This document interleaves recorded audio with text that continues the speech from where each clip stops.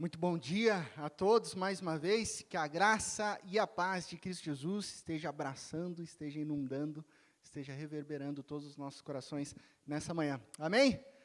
Amém, que bom.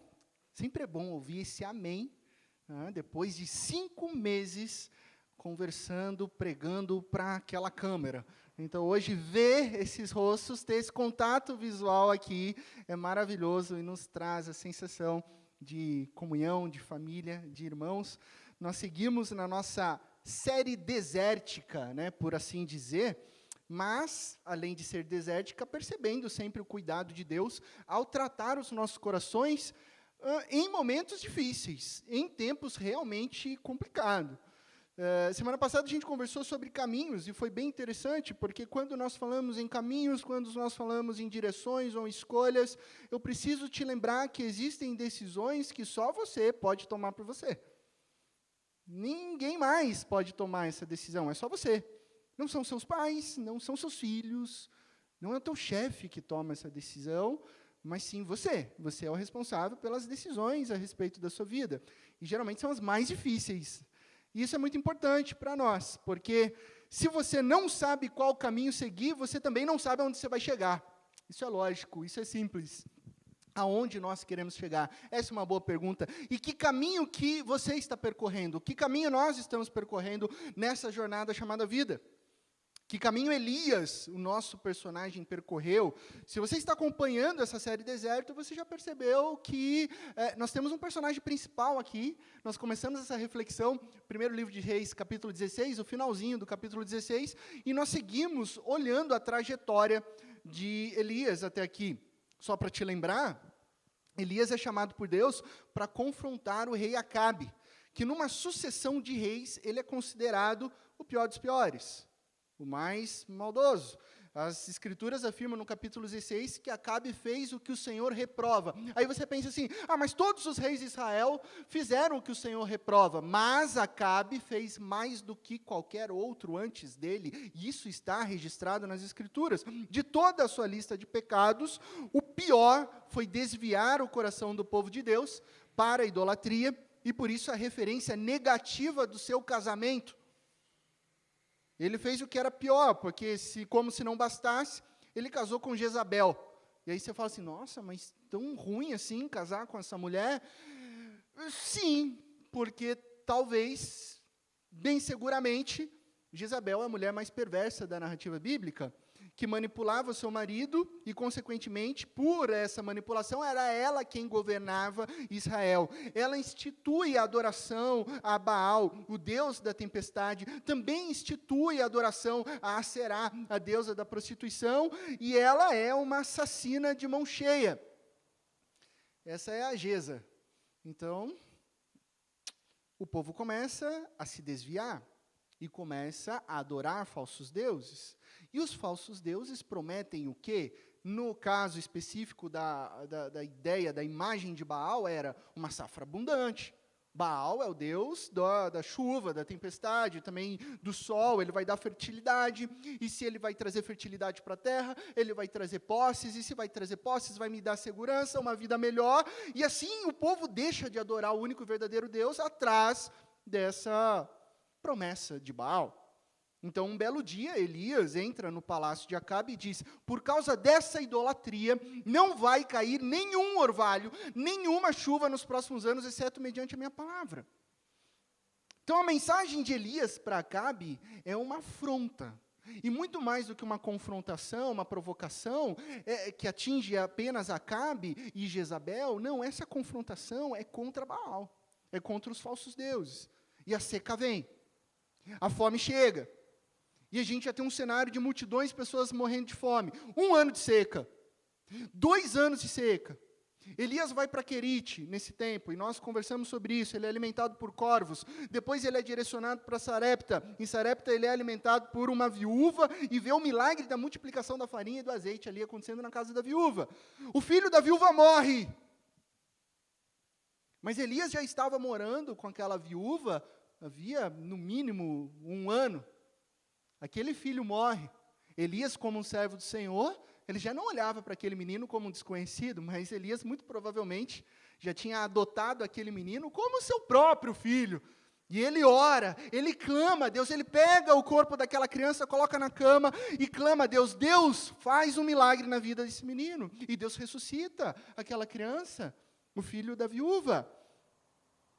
Enquanto Elias é sustentado pelo próprio Deus, sendo treinado nesses tempos desérticos e vivenciando milagres após milagres, a seca se mantém no reino, a ponto dessa seca chegar no palácio real. O deserto atinge o palácio. O deserto atinge a corte, atinge Acabe, atinge sua esposa. Acabe sente a seca. Acabe tem medo dos seus cavalos morrerem e ele perder um poderio militar. Acabe está doido para matar Elias, porque ele acha que Elias é o causador de tudo isso. E ao longo dessa temporada desértica, Deus não só sustentou Elias, mas moldou o coração dele, fortaleceu e transformou. E isso eu acho maravilhoso no texto bíblico, porque a primeira identificação que a gente tem de Elias, no capítulo 17, é o homem de Tisbe. Mas ao longo dessa temporada desértica, ele não é mais conhecido como homem de Tisbe, ele é conhecido como homem de Deus. Um homem profeta, um profeta forte, corajoso, um homem de Deus. E depois de 3 anos de treinamento, 3 anos de deserto, 3 anos de seca. Gente, 3 anos. 3 anos é pouco ou é muito? Essa é uma pergunta que eu faço para você. 3 anos é pouco ou é muito? 3 anos de dificuldade. Vamos nos conectar com o texto? 3 anos fugindo de um rei doido e de uma esposa que, se te pegar na curva, te mata. 3 anos comendo apenas o que é possível comer. 3 anos, apenas o que é possível comer. Não tem Jerônimo no deserto. Vou dar uma passadinha lá e resolver. Não. 3 anos longe de casa. Que ele vai para fora dos limites de Israel. 3 anos longe do seu povo. 3 anos longe da sua família. 3 anos longe da sua cultura. 3 anos vendo pessoas morrendo de fome. 3 anos vendo o seu povo longe de Deus. E 3 anos sem um lugar para dormir. Ele está vivendo de favor na casa da viúva. 3 anos de sofrimento e dor. Se conectou? Agora eu te devolvo a pergunta. 3 anos é muito ou 3 anos é pouco? E mais, qual é o nosso deserto? Qual é o seu deserto? Eu sei que você está cansado de ouvir sobre isso. Mas em dezembro de 2019, foi registrado o primeiro caso de Covid na China. Em março de 2020, a OMS classifica e declara pandemia de Covid-19. 1 ano, 5 meses de pandemia. Até o momento aqui. É muito ou é pouco? Será que existe classificação muito ou pouco quando se perdem vidas? Não tem, né? E se durar 3 anos? Já pensou? Já pensou 3 anos sem vacina? Hoje nós temos já vacina. Glória a Deus por isso. Deus opera o milagre da maneira que Ele quiser. Glória a Deus pela ciência. Você orou tanto pela cura, por isso que não faz sentido, gente, parênteses aqui, crente ser contra a vacina. Se você orou por um milagre de Deus, Deus enviou e Deus deu inteligência para a ciência, e hoje a gente tem vacina, ora mais aí, porque tem alguma coisa que não está batendo. Mas e se durasse 3 anos? De mortes, saúde quebrada, economia destruindo, educação quebrada, 3 anos. Ah, pastor, eu não aguento mais. É o que eu mais ouço. Eu não aguento mais. E eu te pergunto, mas você não aguenta mais hoje nessa situação, tendo o quê? O que você tem? Você tem almoço hoje? Vocês têm almoço hoje? O que esperam vocês daqui 1 hora? Macarronada? Hoje é domingo. Churrasco? Alguém vai assar uma carninha? Hoje você tem onde dormir? Eu te pergunto, você tem onde dormir? A sua cama é legal? Tem colchão na sua cama? Com esse frio você tem coberta? Já parou para pensar? Você tem coberta? Você tem casa? Você tem emprego? Você tem salário? Você tem família? Você está onde? Ao redor de uma grande família? E se tudo se acabar? E se tudo se esvair, o que você tem? O que você tem? Você está preparado para dizer, ok, eu tenho Deus. Já parou para pensar nas bênçãos que você tem hoje? Ou nós estamos reclamando em tempo desértico? Que a gente não pode deixar de lembrar que Elias orou pela seca. Eu acho isso fantástico. Elias orou para que não chovesse. Olha só o que a Bíblia diz lá em Tiago 5,17, só para a gente lembrar aqui. Elias era humano como nós. Eu acho fantástico isso, tá, gente? Ele era humano como nós. Sabe o que isso significa? Que se você orar, Deus responde, tá? Elias não é um Superman e tal, não. Ele é humano como eu, como você. Ele orou fervorosamente para que não chovesse. E não choveu sobre a terra durante 3 anos e meio. Imagine reclamar da seca. Deus falou assim, mas você orou? Você orou para que não chovesse? Não está chovendo. Não foi isso que você pediu? Eu acho engraçado isso porque às vezes a gente fala, né? Sabe aquelas orações de virada de ano? Deus, eu quero ir mais fundo. Deus, eu quero te conhecer mais e mais. Deus, a gente até canta, né? Deus, entra na minha casa, entra na minha vida, mexe com minha estrutura. Aí ele mexe com a sua estrutura, você reclama com ele, mas está cantando o dia inteiro isso, como uma oração. Né? Deus, eu sou teu e tu és meu. Ele fala, você é meu, então eu vou fazer com você aquilo que eu quero. Né? Deus, eis-me aqui, usa-me a mim. É tudo maravilhoso e é tudo, vou te dizer, é tudo real, porque Deus ouve a nossa oração. Deus nos usa, isso é bênção, isso é maravilhoso. Você ora e Ele ouve. Costumo dizer, né, eu aprendi com um pastor, que orações, elas são perigosas. Por quê? Porque Deus ouve, e Ele trata. E 2 coisas interessantes aqui, as orações são perigosas, e a vontade de Deus é sempre boa, perfeita e agradável. Então você pode ficar tranquilo, ela é boa, perfeita e agradável. E quando a gente tem em mente que a vontade de Deus é boa, perfeita e agradável, sabe o que a gente conclui? Que a temporada do deserto na sua vida, presta atenção nisso, não é para te destruir. Nunca foi. E nunca será. O tempo de seca não é para te esgotar. Sabe quando você fala assim, eu estou com a alma seca? Não é para te desnutrir. É para que você entenda que Jesus, a água viva, é que vai te trazer satisfação plena na tua alma. A jornada em lugares áridos não é para nos derrotar, mas para nos transformar em homens, em mulheres de Deus, que em todas as circunstâncias, inclusive em tempos desérticos, somos mais que vencedores em Cristo Jesus. Amém? Amém? Amém. Amém, porque olha essa promessa, olha essa verdade. Elias entende quando ele vai vendo os milagres acontecendo na vida dele. E aí Elias segue nessa vibe. Ele fala assim, eu entendi, Deus está moldando meu coração, eu estou me tornando um homem de Deus, eu estou me tornando forte, eu estou vendo milagre atrás de milagre. E aí sabe o que Elias pensa? Vamos para cima. Deus fala assim, vai se encontrar com Acabe. Ele demorou, Deus, estou prontaço. Só enfrentei Querite, enfrentei Sarepta, vem rei Acabe, vou para cima e se apresenta para o rei Acabe. E assim a gente chega no texto de hoje, que eu quero compartilhar com você. 1 Reis capítulo 18, a partir do verso 16. Então Obadias dirigiu-se a Acabe, você se lembra da reflexão passada? Obadias é o mordomo de Acabe, Elias encontra com Obadias e fala assim, manda um recado lá que eu estou na área. Obadias fica com medo, mas Obadias entrega depois e confia em Elias. Então Obadias passa a informação e Acabe vai ao encontro de Elias. Quando viu Elias, disse-lhe, é você mesmo, perturbador de Israel?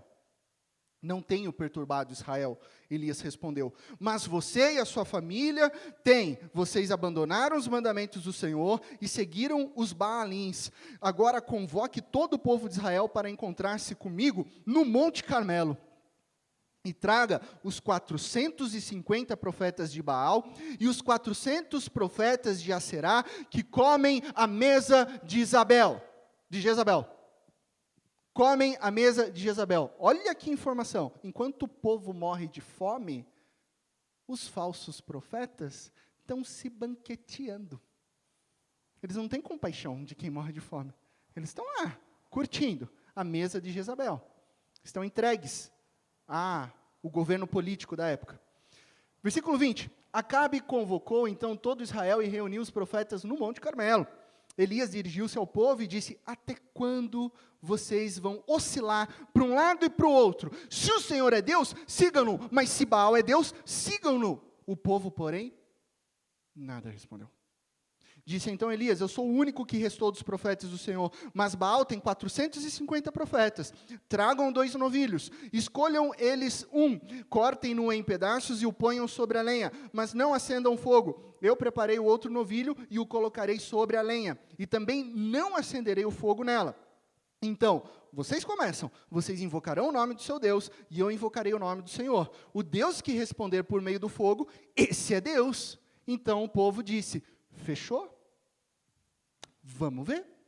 O que o Senhor disse é bom. Versículo 25. Elias disse aos profetas de Baal: escolham um dos novilhos e preparem-no primeiro, visto que vocês são tantos. Clamem pelo nome do seu Deus, mas não acendam fogo. Então pegaram o novilho que lhes foi dado e o prepararam.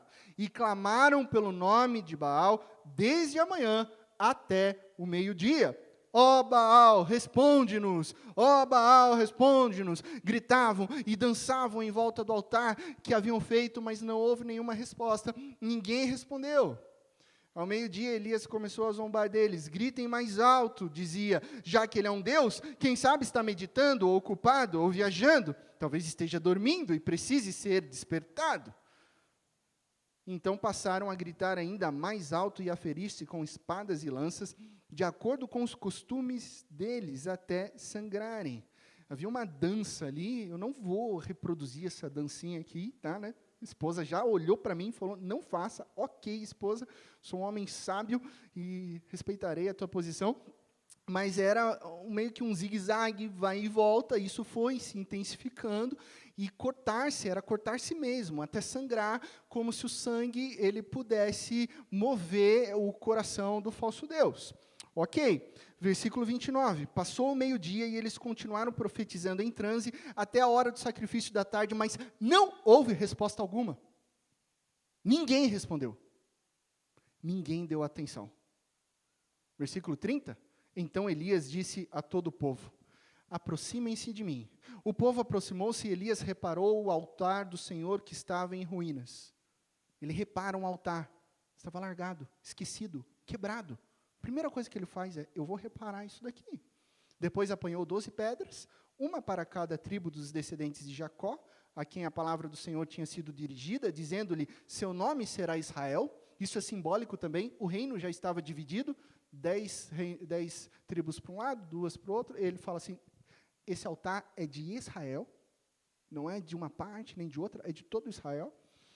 Com as pedras construiu um altar em honra ao nome do Senhor e cavou ao redor do altar uma valeta na qual poderiam ser semeadas 2 medidas de sementes. Você coloca aí 2 palmos de, como diz lá em Tapetininga, de fundura, né? 2 palmos assim, cavado, em volta ali, e disse: encham de água 4 jarras grandes e derramem-na sobre o holocausto e sobre a lenha. 4 jarras grandes de água. Você, mas pastor, não estava em seca lá? Sim, o Monte Carmelo é próximo do mar Mediterrâneo.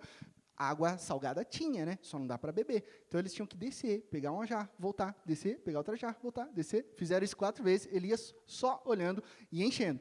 Façam novamente, disse ele, e eles o fizeram de novo. Façam-no pela 3ª vez, ordenou, e eles o fizeram pela 3ª vez. A água escorria do altar, chegando a encher a valeta. À hora do sacrifício, o profeta Elias colocou-se à frente do altar e orou: ó Senhor, Deus de Abraão, de Isaque e de Israel, que hoje fique conhecido que tu és Deus em Israel, e que sou o teu servo, e que fiz todas estas coisas por ordem tua. Responde-me, ó Senhor, responde-me para que este povo saiba que tu, ó Senhor, és Deus, e que fazes o coração deles voltar para ti. Então o fogo do Senhor caiu e queimou completamente o holocausto, a lenha, as pedras e o chão, e também secou totalmente a água na valeta. Quando o povo viu isso, todos caíram prostrados e gritaram: o Senhor é Deus, Yahweh é Deus, o Eterno é Deus. Então Elias ordenou-lhes: prendam os profetas de Baal, não deixem nenhum escapar. Eles os prenderam e Elias os fez descer ao riacho de Quizon e lá os matou. A narrativa ela segue, nós vamos parar até aqui hoje. Vamos orar mais uma vez? Pai de amor, obrigado pela tua palavra, Pai. Ó Deus, eu peço que o Senhor venha falar. Que não seja eu, mas que seja as tuas palavras, através da minha vida. Que o Senhor nos use, que o Senhor fale profundamente aos nossos corações, aqui e em qualquer lar que está agora nesse momento conectado à tua palavra. Declaramos total dependência do teu Santo Espírito, sopra sobre nós, abre as nossas mentes, abre os nossos corações, para que a gente entenda a mensagem que vem da parte do Senhor. Que o Senhor confronte o nosso coração, que o Senhor nos ensine a viver uma vida de acordo com a tua vontade, que é boa, perfeita e agradável, em Cristo Jesus que nós oramos. Amém. Esse texto ele é fantástico, porque o encontro já começa cheio de tensão. Né? O rei Acabe começa acusando Elias, né? Que bom que você chegou. É você, então, o perturbador de Israel? Esse é um termo pejorativo em hebraico, que pode significar até assim, tipo, você chegou a víbora aí, chegou a cobra, chegou a pessoa que está destruindo tudo. Está aí o responsável por toda essa seca. Está vendo esse cheiro de morte? Está vendo essa carcaça de animais apodrecendo aqui? Chegou o culpado, Elias é o culpado. Você é o responsável por todo o desastre. O que não é algo novo na história da humanidade, não é de se admirar, já que a culpa é sempre do outro, né? É fácil a gente culpar as outras pessoas, mas foi ele, não fui eu. Um dos grandes problemas da humanidade é justamente isso. As pessoas estão dispostas a buscar a causa de sua miséria em todos os lugares do mundo, em todas as outras pessoas, menos nelas mesmas, onde muitas vezes realmente está. Mas eu quero ver, quero apontar, quero julgar as outras pessoas. E insistem em lançar a carga de todos esses infortúnios, de todas essas turbulências, muitas vezes em algum inocente. Só que Elias não fica quieto. Elias ouve tudo isso e já rebate. Não é por aí, não. Não é bem por aí, senhor Acabe. A verdadeira causa é você. É a sua família. E eu vou explicar o porquê. Então ele diz, vocês abandonaram a palavra de Deus, vocês abandonaram os mandamentos amorosos de Deus, os testemunhos, as instruções do Senhor, e começaram a seguir Baal, começaram a seguir Aserá, começaram a seguir postes ídolos, começaram a seguir todo tipo de idolatria. Então vocês desprezaram o Senhor, e por isso vocês trouxeram ruína, vocês trouxeram decadência e sofrimento a toda a nação. Então, o que Elias está falando aqui? Ele está deixando claro o problema. O problema é idolatria. Israel caiu em idolatria. Israel deixou que o seu coração fosse guiado, liderado, conduzido, não pelo Senhor, mas pelos falsos deuses. O que eram esses Baalins? Eram imagens, manifestações, locais de falsos deuses, né? Postes ídolos, Baal, por aí vai. Então, Elias estava denunciando o quê? Uma cultura que estava vigente ali de politeísmo. O que é politeísmo? Muitos. Teísmo, Deus. Né? Politeísta, que adora vários deuses. Onde, na antiguidade, eles pensavam, não, vou adorar o Deus Sol e vai resolver minha vida. Vou adorar o Deus Fertilidade e vai resolver a minha vida. Vou adorar a deusa da morte e vai resolver a vida de outra pessoa ali. E por aí vai. Quando, na verdade, existe apenas um único e verdadeiro Deus. Por isso nós afirmamos que a nossa fé hoje, ela é o quê? Mono de um teísta, um só Deus, que é a Trindade, que é um Deus, 3 pessoas. Não entendi nada, pastor. Entra no YouTube, procura a série Doutrina e clica lá na Trindade e você vai entender que nós somos monoteístas e cremos na Trindade. Aí você pensa, que absurdo. Você olha para o texto, o povo de Deus caindo em idolatria. Onde já se viu, nós somos monoteístas, nós acreditamos num Deus verdadeiro, ficar adorando essas coisas, mas embora acreditemos em um Deus verdadeiro, muitos de nós vivemos uma vida, na prática, politeísta. Oi? Esse é um problema hoje. A idolatria é um problema hoje. Os falsos deuses da cultura acabam se tornando ídolos em nossos corações. Esse é um problema hoje.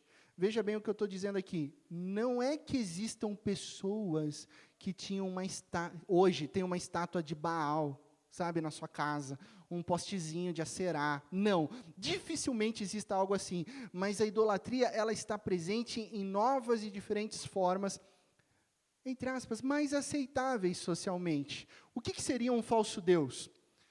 O pastor metodista, o Thomas Holden, ele vai trazer um belo conceito. Tem-se um Deus, né, D minúsculo, quando um valor finito, esse valor finito é adorado, amado e vislumbrado como aquilo que não pode faltar, sem o que não se pode abraçar a vida com felicidade. Ou seja, esse valor finito, ele toma uma proporção infinita da qual você não vive sem. Então acompanhe comigo essa linha de pensamento e veja a profundidade e o perigo da idolatria hoje.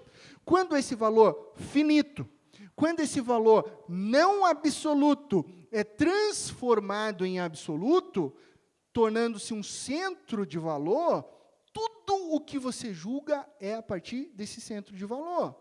E pensando essa centralidade como uma fonte última de sentido, esse valor, essa pessoa, essa imagem, torna-se um Deus na sua vida.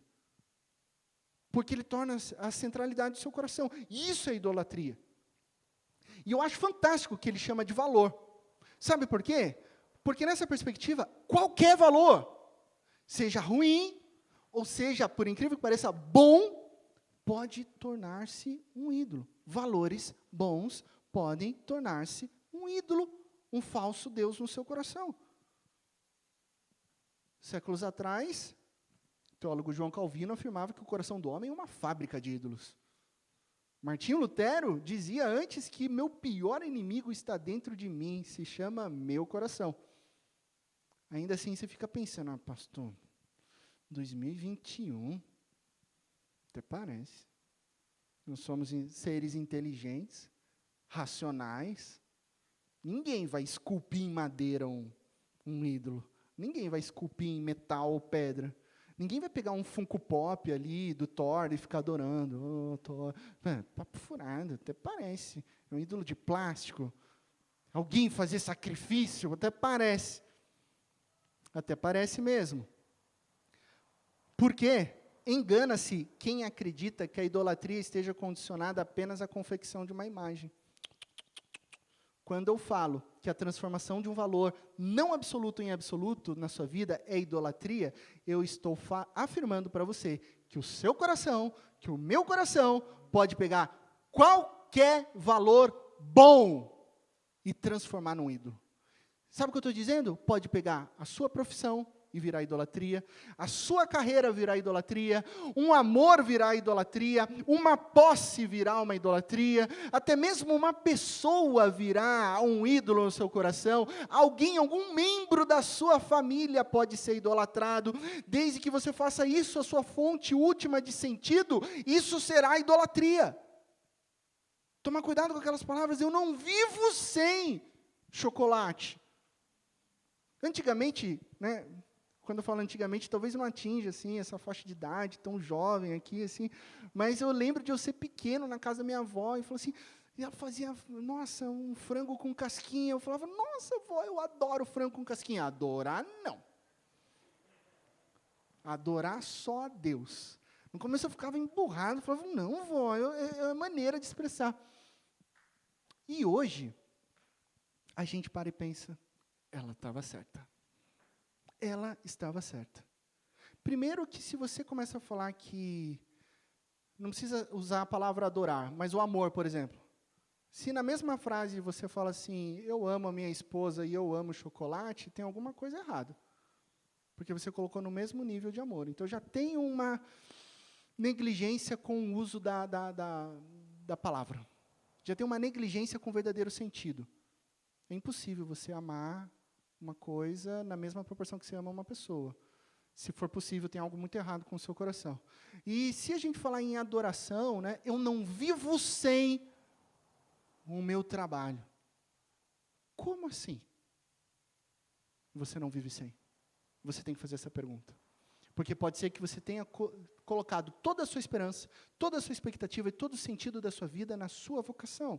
E isso é idolatria. Olha o perigo. O perigo de divinizarmos qualquer bem especialmente as melhores coisas da vida, que não necessariamente sejam erradas, e esperarmos que elas satisfaçam as nossas necessidades mais profundas, que algo ou alguém traga significância, proteção e sentido para a minha vida. A minha vida não tem sentido sem dinheiro. A minha vida não tem sentido se eu não conseguir um título de doutor. A minha vida não tem sentido se eu não ganhar medalha de ouro em natação. Enfim, pode ser qualquer coisa que seja boa e seja transformada em ídolo. Isso é idolatria. Olha o perigo. Você não precisa dizer, mas você se reconhece e apenas tem significância na sua profissão.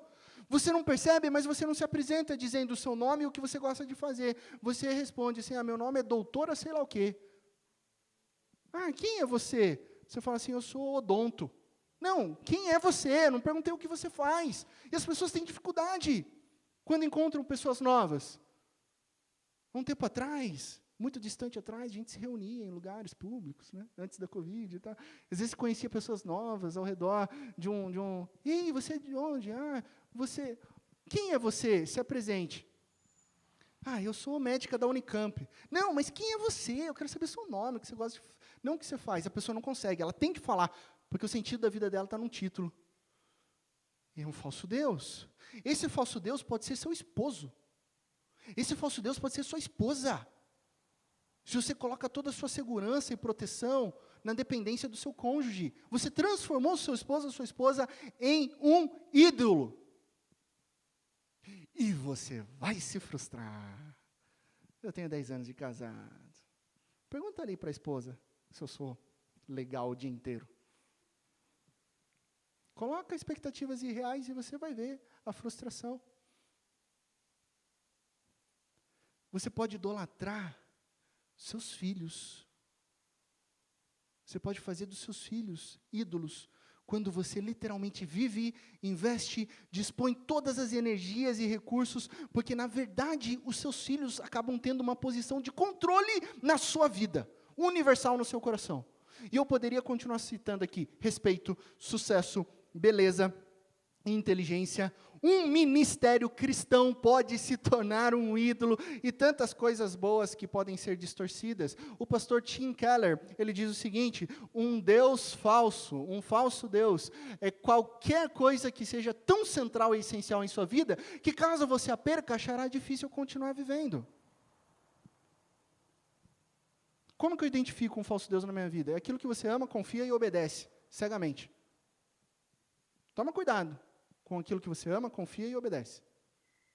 Você fala assim, puxa, amar e confiar são coisas boas, sim, obedecer também. Mas se você obedece antes de Deus, tem algo errado, já virou um ídolo. Eu amo os meus filhos, eu confio nos meus filhos. Mas quando eu chego no mercado e eles fazem birra e deitam no chão, eu acabo obedecendo os meus filhos. Opa. Por isso que as coisas boas podem se tornar ídolos no seu coração. E por que isso acontece? Por quê, pastor? Porque todo falso Deus acaba prometendo coisas que só o verdadeiro Deus oferece. E aí você é enganado. Baal prometia abundância. E aí você fala assim, como é que vai acreditar em Baal? Mas hoje você acredita na Bolsa de Valores, que promete a mesma coisa. E aí você vive a sua vida dependendo de investimentos. A Será prometia fertilidade. Você fala assim, eu vou acreditar numa deusa antiga, mas hoje o sucesso promete isso. A ciência, a medicina promete isso. E você vai assumindo esses falsos deuses no seu coração, que prometem proteção, segurança, significância, mas só Deus oferece isso. O verdadeiro sentido da sua vida está apenas em Deus. Alegria, satisfação você encontra em Deus, o único e verdadeiro Deus. Quais são os falsos deuses aos quais você serve? Quais são os falsos deuses que você coloca à frente do único e verdadeiro Deus? Esses dias eu estava refletindo sobre a briga política que envolve o país, né? Fiquem tranquilos, eu não vou falar sobre política aqui, né? O pessoal já até fica gelado assim, pastor. Até porque essa polarização não é nova, gente. Não é nova. Corrupção não é assunto novo aqui. E quando eu falo assunto novo, eu estou falando de Brasil Império, sabe? Não é coisa assim recente, não. uma doença que corrói o Brasil há séculos, né? Só que hoje essa polarização ela está assim inflada, né? Então, o que polariza de um lado de outro, esquerda, direita, candidato X e candidato Y? Eu vou te dizer um negócio. Talvez você concorde ou não comigo. E aí a gente está conjecturando. Mas a verdadeira discussão não é sobre candidatos. Hoje no Brasil, a maioria não é. Vou te dizer, o verdadeiro interesse não é sobre valores. A grande maioria não é. A intenção dos brasileiros, independente da opinião política hoje, não é sobre um Brasil melhor para o coleguinha, para o próximo, para quem necessita. Não é de nenhuma parte, que fique claro, de nenhuma parte, nada disso. A causa da miséria, decadência política que corrói o Brasil há anos é uma só: idolatria. Ou ideolatria. Engana-se quem acha que os maiores ídolos sejam personalidades políticas. Podem até ser. Existem pessoas que estão mesmo olhando para um político tal, um político outro, e fazer dele um Deus. Pode até ser, acontece, até são. Mas o grande ídolo da nossa sociedade hoje, eu vou falar o nome. Sabe qual é? Economia.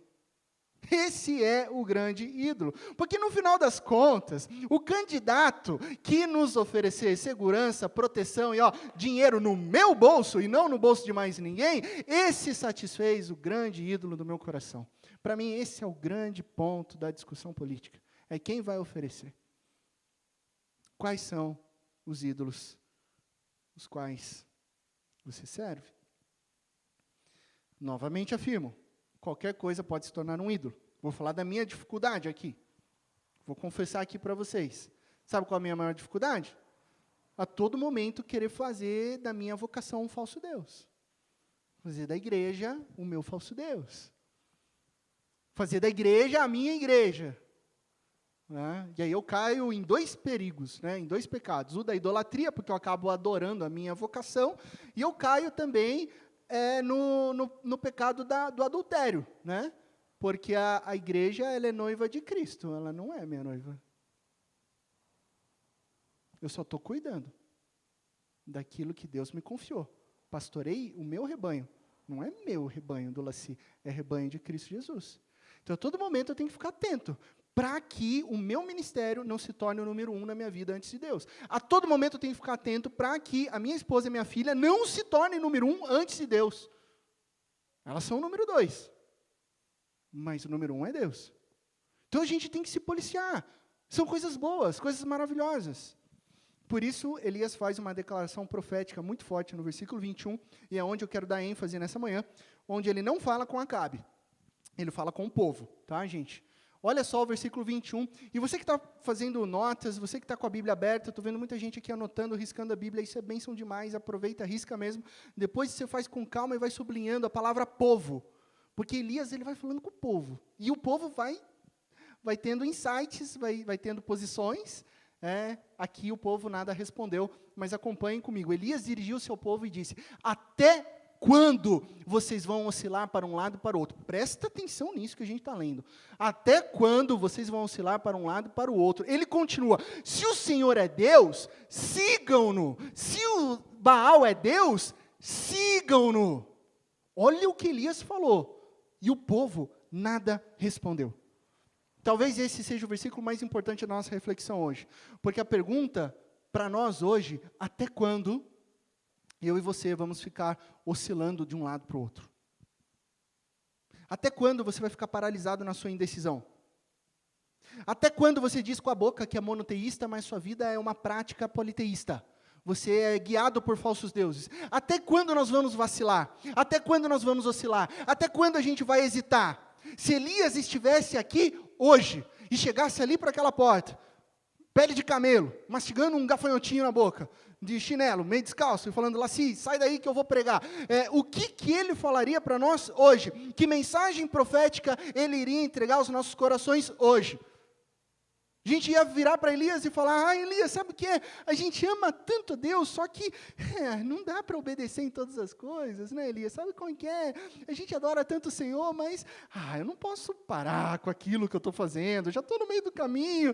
E Elias continua e fala para nós hoje, cara, é o seguinte, você faz o que quiser com a sua vida. Se Elias entrasse aqui agora, você faz o que quiser, a decisão é sua. Não decido por você, você decide, mas uma coisa é clara, se o Senhor é Deus, siga Deus, se Baal é Deus, você segue Baal, só não fica em cima do muro, porque aí é pior. Olha a profundidade disso, porque a hesitação, a indecisão, Deus abomina, presta atenção nisso, Deus tem ânsia do que é morno. Já fez teste para Covid? Cotonete na garganta? Sensação delícia? Né? É quando Deus olha para a gente, quando a gente está em decisão, em cima do muro. Ele diz assim em Apocalipse capítulo 3, palavras do Senhor, melhor seria que você fosse frio ou quente, mas porque você é morno, nem frio nem quente, estou a ponto de vomitá-lo da minha boca. Porque Deus tem ânsia de indecisão. Jesus afirma em Lucas 11, quem não está comigo é contra mim. Não tem pezinho aqui, não tem pezinho lá, não tem eu vou na igreja só de domingo e de segunda a sábado eu faço o que eu quiser. Não dá para viver em cima do muro. Se você adora Deus, segue Deus. Agora se você adora Baal, vai com Baal. Não dá nem para falar vai com Deus, porque não vai com Baal. Se o seu Deus é a sua imagem, né? Elias pregando aqui, seu Deus é a sua imagem, ok, vá lá no seu templo, chamado academia, e malhe 3 horas por dia o seu falso Deus, invista em bronzeamento artificial, faça todos os procedimentos cirúrgicos existentes, transforme todo o seu corpo, porque você não está feliz com o que tem, gaste todos os seus recursos contra o anti-envelhecimento, porque o Deus da juventude odeia o envelhecimento, odeia a morte, não aceita isso, então vai lá e segue lá, se o seu Deus é prazer sexual, corre atrás disso, não deixe que o seu casamento atrapalhe isso, viva em relacionamento aberto, escolha vários caminhos, afinal, seria uma limitação, siga os seus prazeres, liberdade sexual, mergulhe na prostituição, viva o seu falso Deus, achando que você vai encontrar satisfação, mas não vai. Se o seu Deus é o dinheiro, siga o dinheiro, entregue-se até Ele, então corra atrás das riquezas, jogue a ética para fora, não seja generoso, roube se for preciso, afinal você tem que correr atrás dos seus sonhos, coloque toda a sua esperança nas suas posses, siga o teu Deus, não seja generoso, não dizime, não oferte, não ajude ninguém, siga o seu coração. Se o seu Deus é entretenimento, vai lá, não minta para você mesmo, porque esse é o ponto, para de mentir para você mesmo. Eu estou de quarentena, eu não vou na igreja, porque está perigoso. Só que você joga bola toda sexta, você vai na lanchonete no sábado, você anda de bicicleta, você passeia no shopping, viaja de moto, e aí você não vem na igreja, entendeu? Aí você fala assim, eu não vou nem postar no Instagram onde eu estava quinta-feira, porque vai que o pastor vai ver e vai me julgar. Eu não vou te julgar, pode postar, eu vou dizer o que a Bíblia diz, segue o teu coração. Só não fala que você é cristão. Não fala que domingo é o único dia que você pode dormir, porque enquanto você dorme, Deus está cuidando da sua vida. As crianças não me deixam em paz para ir na igreja. Para de terceirizar a culpa. É injusto você colocar a culpa nas crianças. As crianças são bem-vindas. Tem criança que chora aqui, tem criança que brinca aqui, tem criança que sobe no púlpito enquanto eu estou pregando, e o lugar dela é aqui, na casa do pai dela. Crianças são bem-vindas para o reino, então não coloque a culpa nelas. Domingo é dia de futebol com a galera. O horário do culto é bem na hora da Fórmula 1. Não vai dar, Senhor. Eu assisto depois no YouTube. Está frio hoje, eu vou ficar em casa. Para de brincar, de adorar a Deus. Toma uma decisão. Toma uma decisão, porque essa sua vida medíocre, de justificativas e indecisões, de ficar em silêncio, como esse povo ficou diante de Elias num primeiro momento, é idolatria, da ânsia em Deus. Por isso que a gente está vivendo um esfriamento espiritual.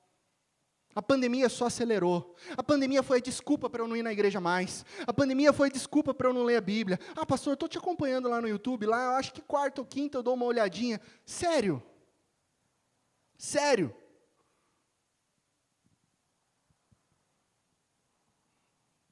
Não que eu deva ou não devo acreditar no que você diz, porque isso não importa. Não estou aqui numa posição de justo juiz. Mas se você não tem tempo para se alimentar da palavra de Deus, difícil acreditar que você ora diariamente com a sua família ao redor da mesa, que você busca viver os caminhos de Deus. Agora, se Cristo Jesus, o Filho do Deus vivo, é o único e verdadeiro Deus da sua vida, então, a partir de hoje, para de vacilar, para de oscilar, e sirva Jesus de todo o coração. Esquece o que aconteceu de ontem para trás, de 30 minutos para trás, mas se você reconhece Jesus como Senhor e Salvador da sua vida, serve Ele, siga Ele de todo o coração. É isso que Elias está dizendo para mim hoje. Laci, pastor, para de vacilar e vamos adorar a Deus, o único verdadeiro Deus, e descobrir quem é esse Deus maravilhoso. Esse Deus que reina, esse Deus que sustenta, esse Deus que cuida das nossas vidas. E aí Elias lança esse desafio e fala assim, bora lá, vamos preparar um sacrifício, e o Deus que responder de fato é o verdadeiro Deus. Nessa hora o povo se manifesta, né? Bora lá, vamos ver o que acontece. Né? No fundo eles estavam pensando, Elias, você é muito idiota. Você não sabe com quem está lidando. A gente vai clamar a Baal, porque Baal é o Deus da tempestade. E Deus da tempestade sabe como é, né? Controla os raios ali de fogo. Você vai ser tostado, inclusive, seu profeta bobo. E Elias fala, vamos lá. Vocês começam. A Bíblia diz que eles clamaram de manhã até o meio-dia e não aconteceu nada. Nenhuma resposta de Baal. O negócio já começa a ficar tenso, né? Elias está só olhando. Aí depois da manhã até o meio-dia, Elias meio que dá uma interrompida. Eu acho fantástico isso. Coloca o texto para a gente, por favor. Versículo 27. Gente, é muito legal isso. Porque os caras estavam lá tentando. Não estava rolando. Aí Elias, posso falar uma coisa? Vocês podem gritar mais alto? Que eu acho que, já que ele é um Deus, né, ou ele está meditando, ele está ocupado, está viajando. Talvez ele esteja dormindo. Então, vocês gritem mais alto para que eles desperte, né? Eu coloquei ali ocupado em amarelo, que quando a gente tem acesso ao texto hebraico, a gente descobre algumas coisas, e algumas coisas são engraçadas, gente. Eu não sei por que o tradutor colocou como ocupado, porque ocupado pode ser qualquer coisa, né? Você está ocupado fazendo várias coisas, né? E aí é meio engraçado estudar hebraico, porque quando eu fui olhar esse verbo, né, de ocupado, a tradução literal é o seguinte, não é ocupado, é aliviar as entranhas. Né? Você sabe o que é aliviar as entranhas? Né? Então, Elias está literalmente falando para os caras, grita mais alto, que eu acho que o Deus de vocês está fazendo o número 2, né? E deve estar lá com o sacrifício que vocês deram para ele estava meio podre, ele comeu, fez mal e está lá preso no banheiro da caverna. É Elias falando isso. O verbo é aliviar as entranhas, né? Então ele tira a onda, por isso está ali no começo, zombou deles. Talvez esteja viajando, dormindo. Então eles passaram a gritar ainda mais alto e a ferir-se com espadas e lanças, de acordo com o costume deles até sangrarem. Versículo 29. Passou o meio-dia e eles continuaram profetizando em transe até a hora do sacrifício da tarde, mas não houve resposta alguma. Olha que fantástico isso. Não houve resposta alguma. Ninguém respondeu, ninguém deu atenção. Uma ênfase, né, 3 vezes, mostrando que realmente nada aconteceu. Nada aconteceu. Por que ninguém respondeu? Por que nenhuma atenção? Porque falsos deuses prometem aquilo que não podem cumprir. E no final, as pessoas ficam sem resposta. No final, as pessoas ficam frustradas. Toma cuidado, que quando a gente atualiza isso para as nossas vidas, infelizmente, muitos de nós não dançamos, literalmente, ao redor de falsos deuses o dia todo. A gente não faz isso. Mas muitos de nós fazemos isso por toda a vida.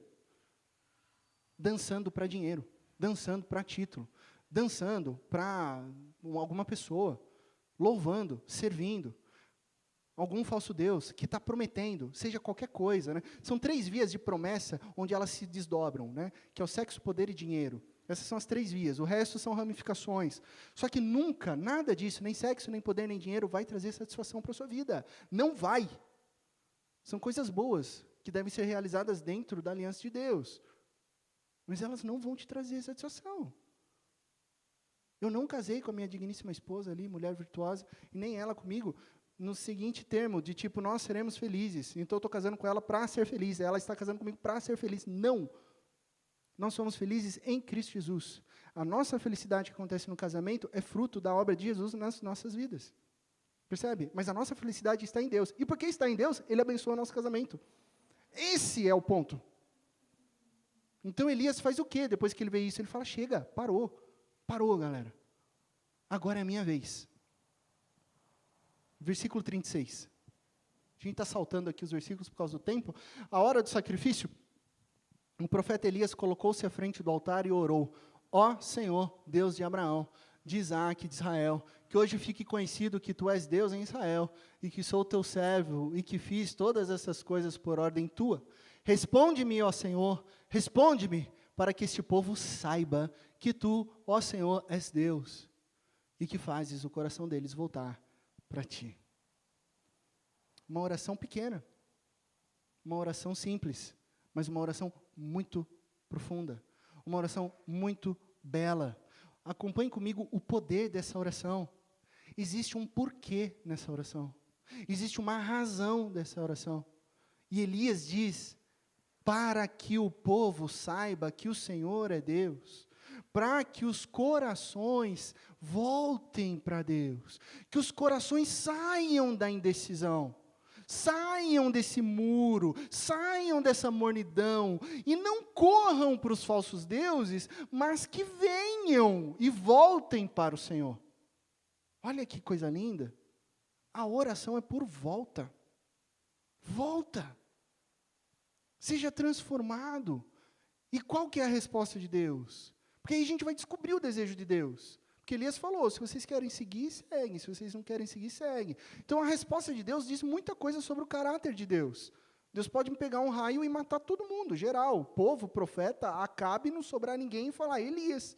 Elias está servindo a Deus em obediência, então fica Elias e vai acabar tudo. Mas qual que é o desejo de Deus? A Bíblia revela para a gente no versículo 38. Olha a resposta.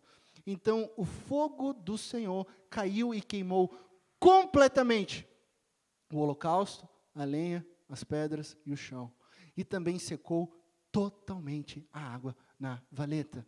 Quando o povo viu isso, olha a palavrinha povo, ó a reação agora, todos caíram prostrados e gritaram, o Senhor é Deus, o Senhor é Deus. O povo que antes estava em silêncio, o povo que falou, vamos ver o que acontece, faz aí esse desafio, agora é o povo que cai prostrado e grita, Yahweh é Deus, o Eterno é Deus, o único Senhor é Deus. Olha essa cena, o fogo do Senhor desceu, consumiu todo o sacrifício, toda a lenha, todas as pedras e o chão, secou toda a água, né? Quando Deus se manifesta, e Elias foi muito sábio em falar, vamos encharcar de água, porque quando Deus se manifesta, quando o Eterno se revela, não há dúvidas, é para todo mundo ver mesmo, não sobrou um pingo de água, é Deus, Ele não deixa dúvidas, o nosso Deus é um Deus de promessas, é um Deus de certezas, é um Deus real, é um Deus poderoso, e Ele fez isso por quê? Porque Ele queria que o coração daquele povo, que Ele amava, que Ele escolheu, voltasse para Ele. Olha o amor de Deus. Todos os deuses falsos ali naquele momento caíram diante da manifestação poderosa de Deus. Imediatamente o povo que antes havia ficado em silêncio, depois do vamos ver o que acontece, agora está declarando, o Senhor é Deus. O que isso significa para nós hoje? A gente olha esses textos e são fantásticos, né? E daí a gente fica assim, ia ser legal, né? Se Deus mandasse uma bola de fogo em Dayatuba, e a galera visse, Yahweh é Deus! Tá vendo? Olha só, esse é Deus. A gente pensa essas coisas, né? Por que Ele não faz hoje? Porque Ele já fez. Ele fez a maior revelação. O que é o milagre do fogo aqui no Monte Carmelo, diante da comparação ao envio de Cristo Jesus, o eterno Filho de Deus, para nos salvar. Você há de se lembrar comigo, Mateus capítulo 3, verso 11, as palavras de João Batista. Eu os batizo com água para arrependimento, mas depois de mim, vem alguém mais poderoso do que eu, Cristo Jesus, tanto que não sou digno nem de levar as suas sandálias. Ele os batizará com o Espírito Santo e com fogo. Fogo na Bíblia tem 2 significados: julgamento e purificação. No Monte Carmelo houve julgamento. Todos os falsos deuses caíram diante do Deus verdadeiro. No Monte Carmelo houve purificação, porque o povo se arrepende e declara que o Senhor é Deus.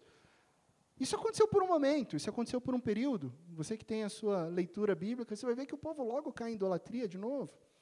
Mas em outro monte, no Monte do Calvário, aconteceu algo muito mais profundo, intenso e eterno.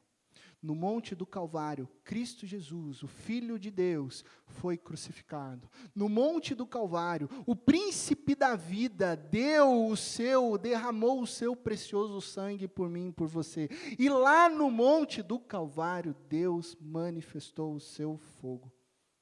Houve julgamento. Não porque Jesus havia pecado, mas porque nós fomos justificados em Cristo Jesus. Ele se entregou por nós, Ele morreu em nosso lugar, e então todos os falsos deuses caíram. No Monte do Calvário houve purificação, porque em Cristo Jesus nós somos perdoados e confessamos que Ele é Senhor para a glória de Deus Pai. E eu vou te dizer uma coisa muito importante: nesse monte não é momentâneo, na cruz isso é eterno. A cruz revela quem Deus é. Isso é verdadeiro, e está disponível e acessível para você. Isso é graça abundante, mostrando para mim e para você que somente em Cristo Jesus, é somente em Jesus que nós temos vida plena e significativa.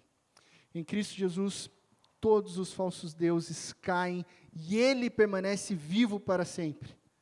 Então que a partir de hoje, eu e você paremos de vacilar, de oscilar para um lado para o outro, e que de fato a gente possa confessar, não só com palavras, mas com a vida, que Cristo Jesus é o Senhor, o nosso Senhor, para a glória de Deus Pai.